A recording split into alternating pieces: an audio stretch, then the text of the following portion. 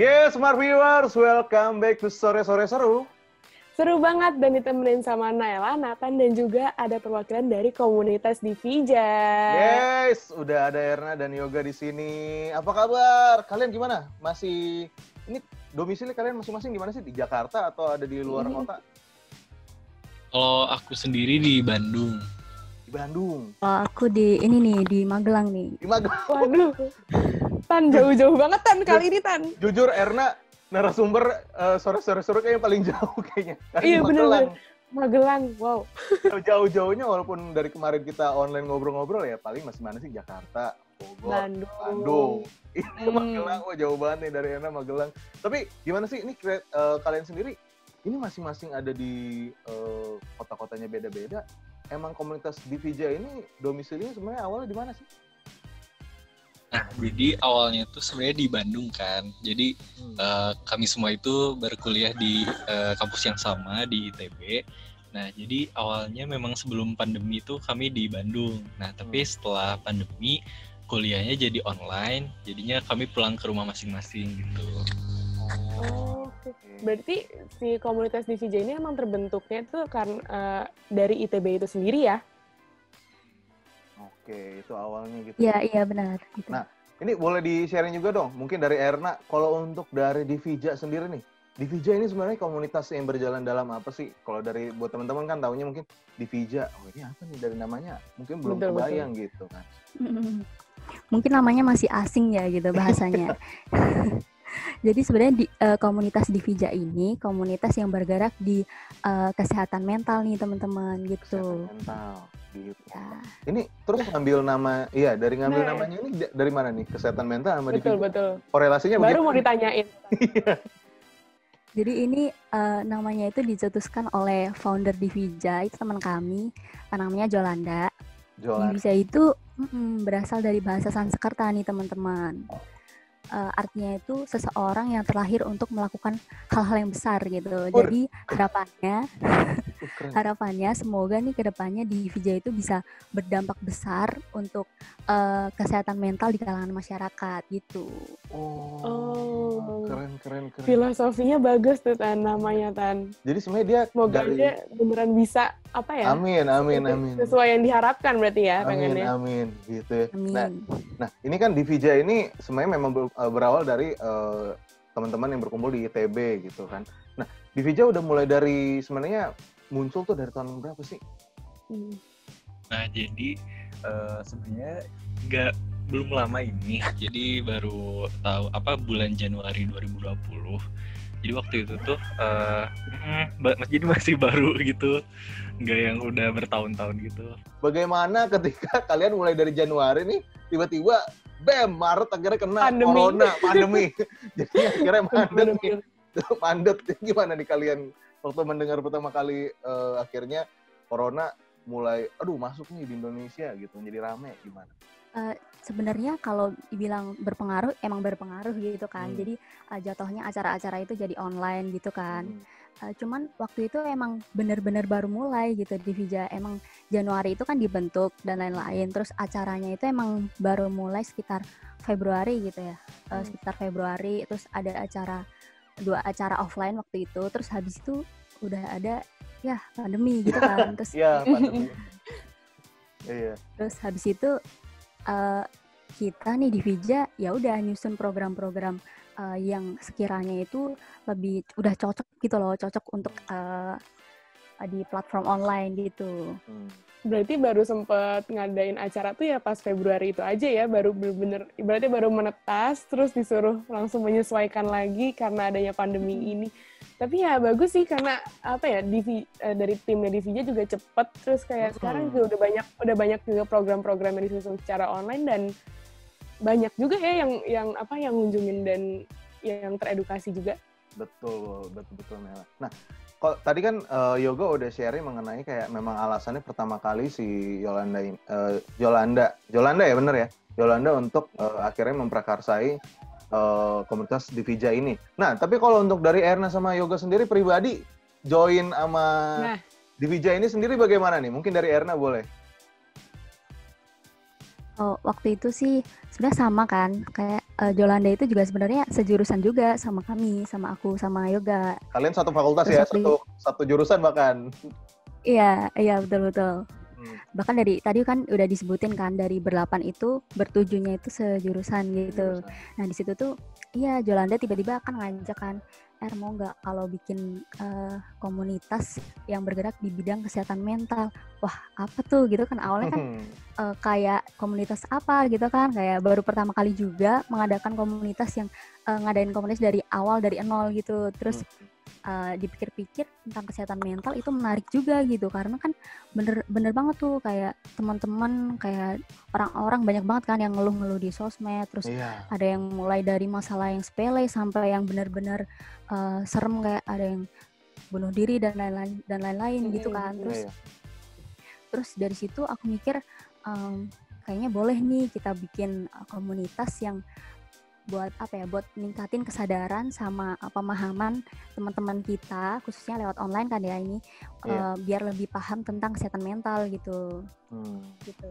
Kebetulan Yoga juga diajaknya barengan sama Yolanda juga? Nawarin gitu, Yog mau gak kita bikin komunitas tentang kesehatan mental gitu. Nah terus Jolanda juga ngejelasin juga sama yang kayak tadi Erna tentang keresahannya, tentang masalah di sekitar kita. Dan aku pikir benar juga, soalnya di Indonesia tuh kan banyak banget kan yang waktu itu masih pada belum tahu gitu. Kayak apa itu kesehatan mental, penyakit-penyakitnya, termasuk stigma-stigma di masyarakat tuh kan begitu negatif ya terhadap kesehatan mental, kayak disebut kurang iman, disebut orang yang gitu-gitu kan. Benar. Makanya menarik juga nih pastinya kita tuh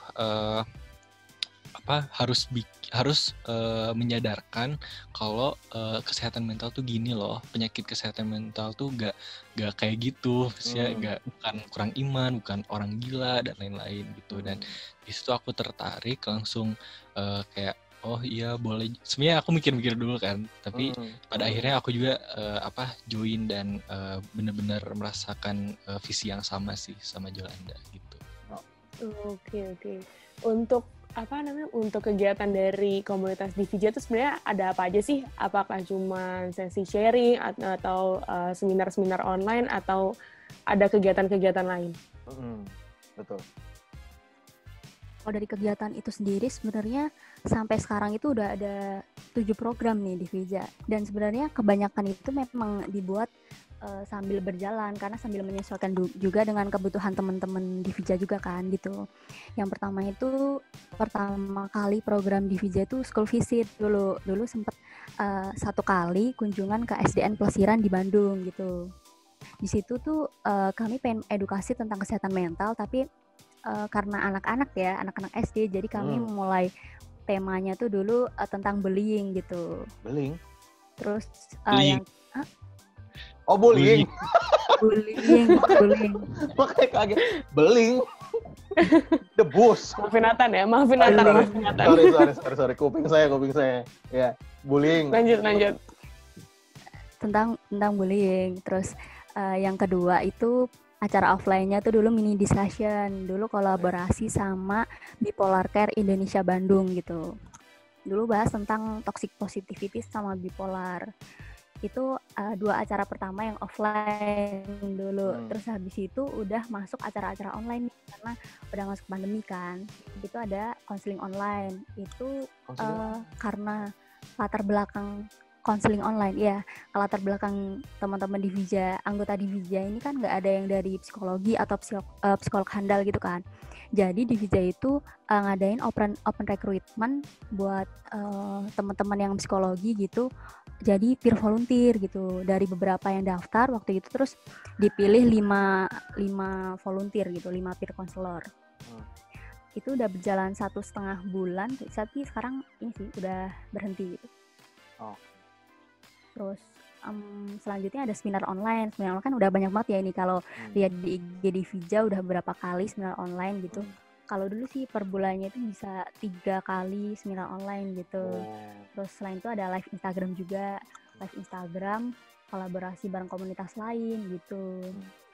Ada juga program Yuk Kirim Misteri Tamu. Nah, itu tuh Misteri Tamu buat sahabat Divija. Oh. Iya, nulis kisah inspiratif yang mungkin bisa menginspirasi teman-teman di Divija gitu ya. Terus kami post di Instagram, terus ada juga di medium Divija juga gitu. Yang terakhir itu edukasi lewat post IG ya. Itu yang paling rutin dilakukan ini sih di Divija. Postingan-postingan yang nanti orang memang bisa baca-baca aja secara berkala gitu ya. Iya, betul. Benar. Nah, ini dari tadi aku langsung kepikiran nih, banyak banget kegiatan yang kalian lakukan, dan apalagi memang ini benefitnya besar banget untuk para orang-orang yang join, para peserta gitu kan, yang untuk ngobrol-ngobrol, apalagi selama masa pandemi ini salah satu hal yang krusial untuk menjaga kita tetap waras gitu ya dibilangnya. Nah, pertanyaan aku nih, kalau untuk ke dalam diri kalian sendiri, menurut kalian sendiri, kalian join atau memprakarsai dan menjalankan komunitas ini, benefitnya untuk kalian pribadi itu apa gitu?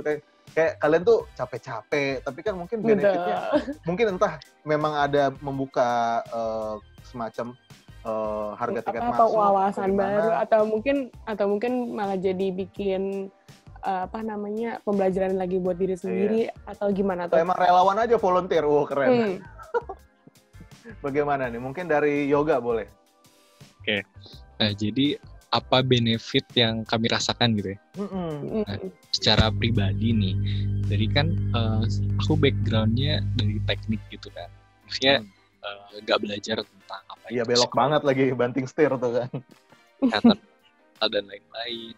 Jadinya benar tadi menambah wawasan, menambah insight-insight yang menarik tentang psikologi, atau banyak hal yang kayak ternyata sudut pandang orang tuh bermacam-macam, dan dari keilmuan si psikologi itu benar-benar sangat menarik gitu untuk dipelajari. Kan dari webinar itu kami suka mendatangkan dari yang ahlinya kan, dari entah itu psikiater atau dari dokter atau dari psikolognya sendiri, dan mereka juga emang komunitas Divija ini non-profit kan, dan mereka juga sangat welcome gitu untuk berbagi secara free gitu, dan itu sih yang yang keren bangetnya, dan ada kebahagiaan tersendiri juga saat bisa bantu orang-orang yang kayak pada saat konsul, kan kami menerima feedback juga kan dari mereka, kayak mereka dapat solusi atas permasalahannya. Terus pas webinar nih, saat sesi tanya jawab, mereka terbantu dengan jawaban dari psikolog, dari psikiater, dan itu sih ada rasa kebahagiaan tersendiri. Keren. Yoga lebih nih. Untuk untuk ke diri sendiri ya jadinya ya, kayak untuk memuaskan diri sendiri juga gitu, manfaat yang didapat dari Divija ini untuk yoga tersendiri apalagi ya. Nah, kalau untuk dari Ernest sendiri bagaimana?